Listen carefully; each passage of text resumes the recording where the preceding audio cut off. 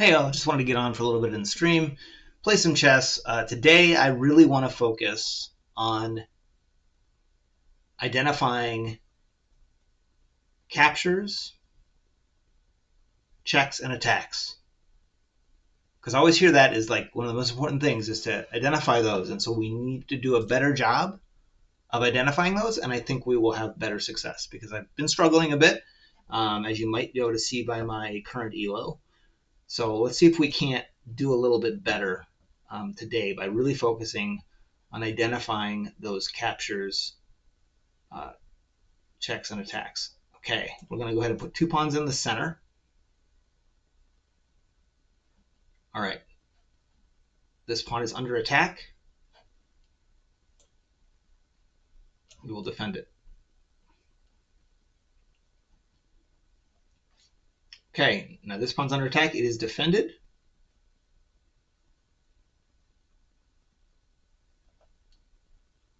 So let us continue to develop. I think I like developing like this. Maybe we'll castle queenside. We'll see. Okay. Now we have a pin.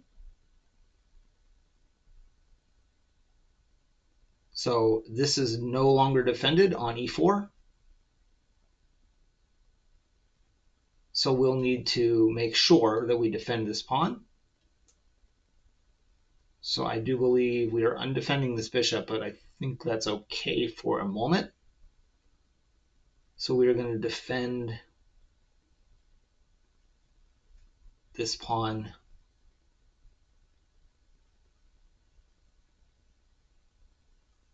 Well, we have 2 ways, actually. We could actually develop, maybe because this allows us to develop a piece and also defend that pawn. So I think we will take that option because we definitely want to develop. The only problem with this now is that he can attack. Oh, that loses that pawn anyway. Okay, so it would just be an even trade. If he moves his c5 pawn to c4, if he does this, then we would be trading pawns. Okay.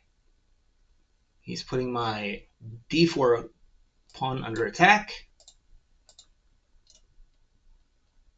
It is protected.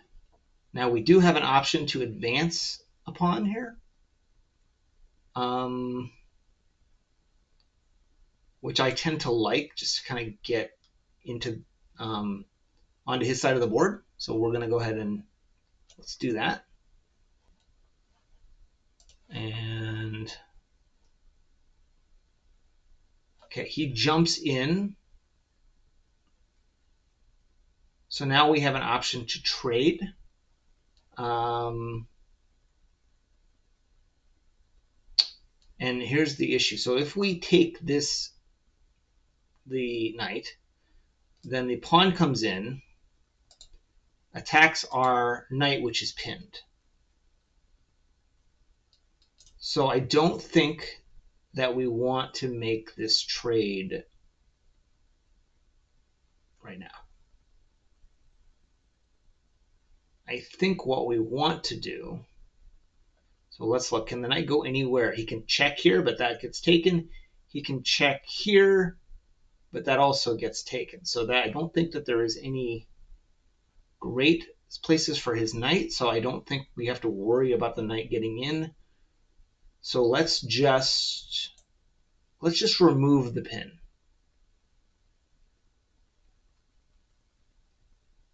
Let's just remove the pin. We also have a little bit of a threat because then we can reveal an attack on his queen.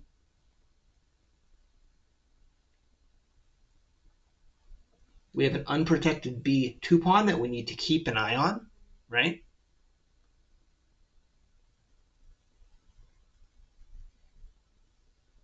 Okay, he retreats the queen.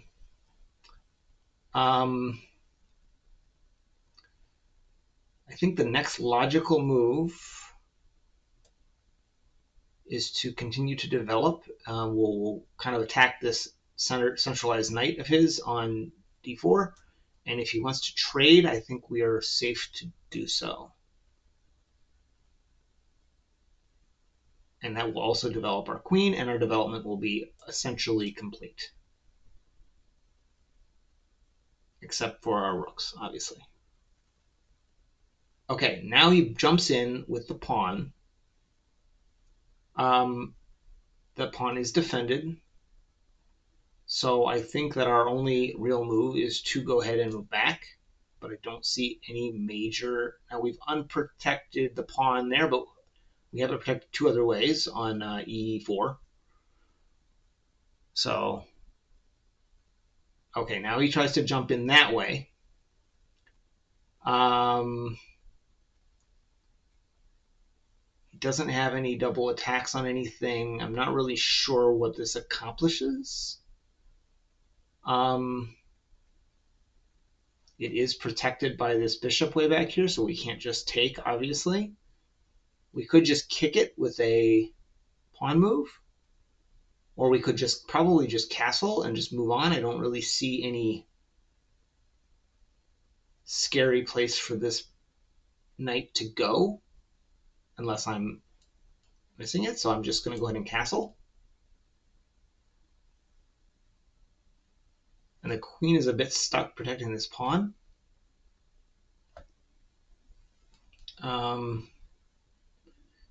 Preparing to fianchetto his bishop, which would attack this knight, but that doesn't really accomplish anything. So again, I think we will just continue with basic development. And then, yeah, like I said, we might kick this knight at some point. We're ahead in development. He's yet to castle. He has this one pawn out here, but it's kind of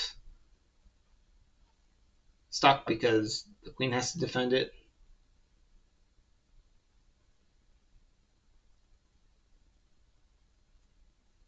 Okay.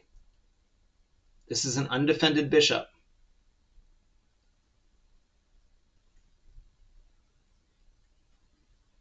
And so we need to either make this trade or defend the bishop.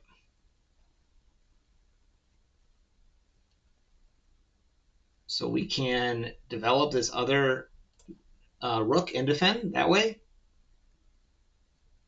or we can make the trade.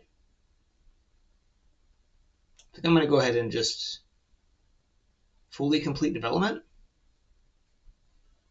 Also, his king is going to end up on a light square when if he castles that way. Oh, no, regardless of which way he castles, sorry. So keeping our light square bishop should be okay, or be potentially better. Okay, he doesn't make the trade. So now, if we kick the knight, he'll have to, we'll force the trade. And the knight should have to retreat.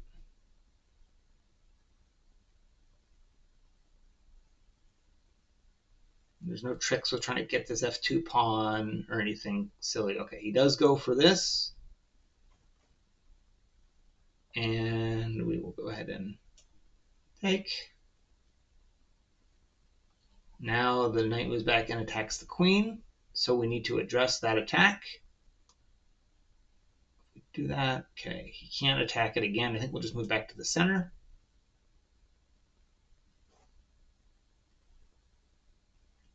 If he castles long, we have a free pawn potentially on a7.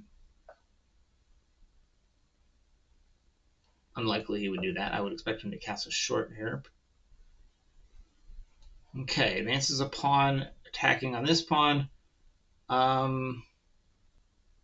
I kind of like, we need to kind of move a little faster, so I kind of like a take here, I think.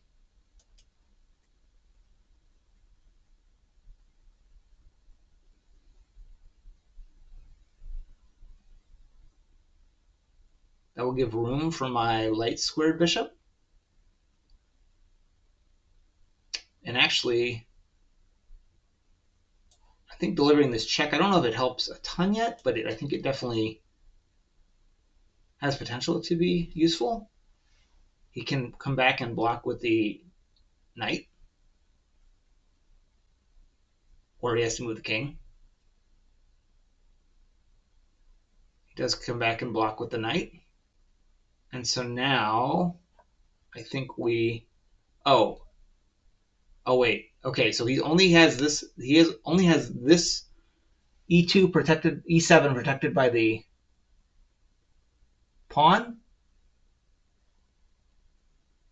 So after take and take, this queen, I think, can just end up on, yeah, doesn't this just work? Checkmate. All right. What a game. And see, I think all we had to do was pay close attention to the checks, captures, and attacks, and we were able to find pretty quickly how to beat that guy. So I really was happy about the game. Let's see what the accuracy let's see what the accuracy was on that game. So it gave us only 70%, so nothing great, but way better than our opponent. So let's see where we did make mistakes. So that's book. So he makes a mistake, and apparently that was the wrong way. So taking there is the best move. Oh, I see, because he can take an... Oh, it doesn't create a fork. Okay, it doesn't create a fork. So that's the best move. Best move. Fine move. Apparently defending B2 there is the best move. Okay. That was apparently the wrong way for the knight to move, but okay. Oh, I see, because he could pin it, but he didn't. Okay, so we took, got our knight back, got castled. I guess that was a threat. The b5, knight to b5 is a threat, but again, I'm trying not to be too tricky, and I just want to stick to basics at this level. And so we apparently should have made the trade. We decided to defend. Kicking, and that worked out fine. Best move. That was the critical mistake. We find the take, and now we find a good check, and that, in fact, is a blunder because there's nothing he can do to avoid. It's mate and win no matter what. Even if he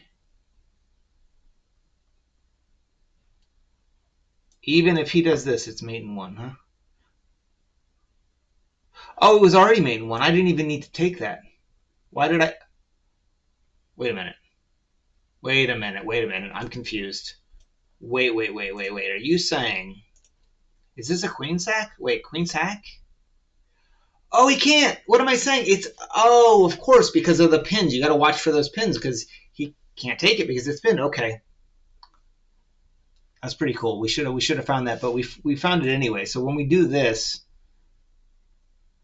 does he have a way out? Like, he has to do this, right? Yeah, okay. So that avoids the checkmate. He's still totally losing, but it would have avoided the checkmate. He could have survived for a little while. So we just sack. Right. Okay. Huh. All right. So we're just winning there. But anyway, that was a good game. I was happy to get that. All right, guys. Hope you liked that video. If you did, make sure you hit the subscribe button, like the video, and follow me on Twitch and on X. We'll see you next time.